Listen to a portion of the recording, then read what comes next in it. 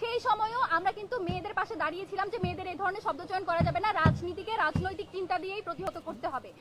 হাসান আল আরিফ সেই যে আমাকে টারজান মাসুদের খাবার বলেছে, সর্বপ্রথমে আমি যেটা বলে শুরু করতে চাই, যেহেতু হচ্ছে দেখুন গত জুলাই পরবর্তী সময়ে বাংলাদেশে সবচেয়ে বেশি যেটা বেড়েছে, আমরা দেখেছি কিভাবে জুলাইতে মেয়েরা সামনে এগিয়ে এসে জুলাই অভ্যুত্থানকে সফল করেছে, কিন্তু তারপরে যে পরিমাণ মেয়ের রাজনৈতিক অঙ্গনে থাকার কথা তারা থাকতে পারেনি। কেন থাকতে পারিনি সেটার কারণ যদি আপনারা দেখতে যান, আপনারা দেখতে পাবেন যে যে মেয়ে একটা দলের হয়ে কথা বলে তার অপোনেন্টরা এসে তার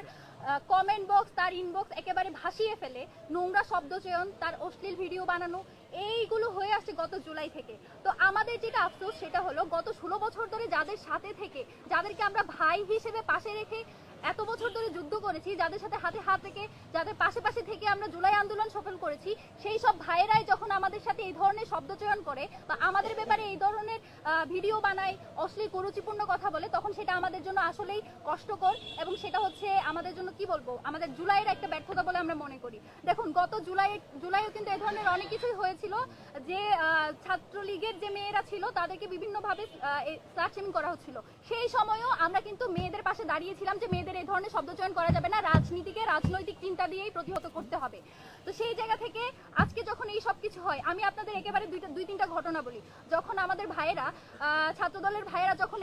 এই ফ্রেমিং করার চেষ্টা করে যে কারো কি ধরনের কে কাকে সমর্থন করে সেটার ভিত্তিতে যদি কেউ নেতা হয়ে যায়, এই যে পোস্টেড নেতা সহসভাপতি কেন্দ্রীয় হাসান আল আরিফ সেই যে আমাকে টারজান মাসুদের খাবার বলেছে। সেকেন্ডলি আমাদের মনসুরা আপা, আমাদের গত 16 বছরের একেবারে সহযোদ্ধা, যাকে আমরা সংগ্রামী নেত্রী হিসেবে মানতাম, সে যখন আমাদের ছাত্রী সংস্থার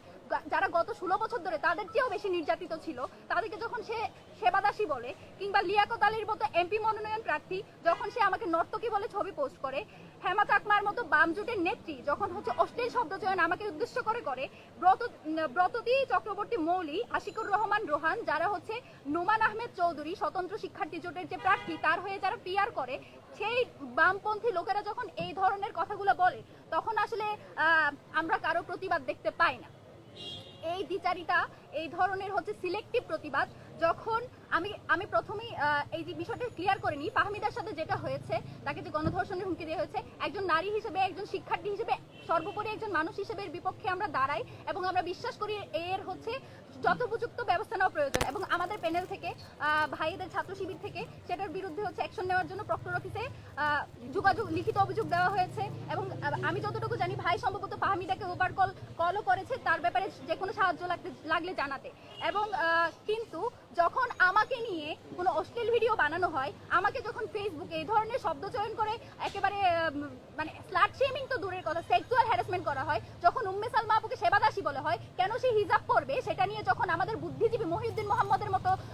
বুদ্ধিজীবীরা হচ্ছে বিরাট বিরাট প্যারাগ্রাফ লিখে, তখন তো আমাদের কোনো বিশ্ববিদ্যালয়ের কোনো শিক্ষক সেই ব্যাপারে কোনো একটা টু শব্দ করতে আমরা দেখি না। তো আমরা কি আপনাদের স্টুডেন্ট না? আমরা কি ঢাকা বিশ্ববিদ্যালয়ের স্টুডেন্ট না? তো আপনাদের এই যে সিলেক্টিভ এই যে প্রতিবাদ বলেন, আপনাদের এই যে দরদ, সেটা শুধুমাত্র এক পক্ষের জন্য কেন? যদি আপনারা ঢাকা বিশ্ববিদ্যালয়ে যদি নিরাপদ ক্যাম্পাসই তৈরি করতে চান, একটা যদি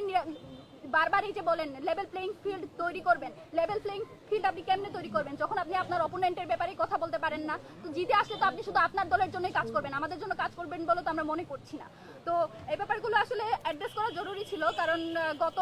যখন থেকে মনোনয়নপত্র কিনেছি আমার উপর দিয়ে অনেক কিছু গিয়েছে এবং সবকিছু সহ্য করে এই জায়গায় পড়ে থাকার একটাই কারণ, এই যে এই জায়গায় আসা, এটা হচ্ছে যেই জনগোষ্ঠীর যে স্টেকটা,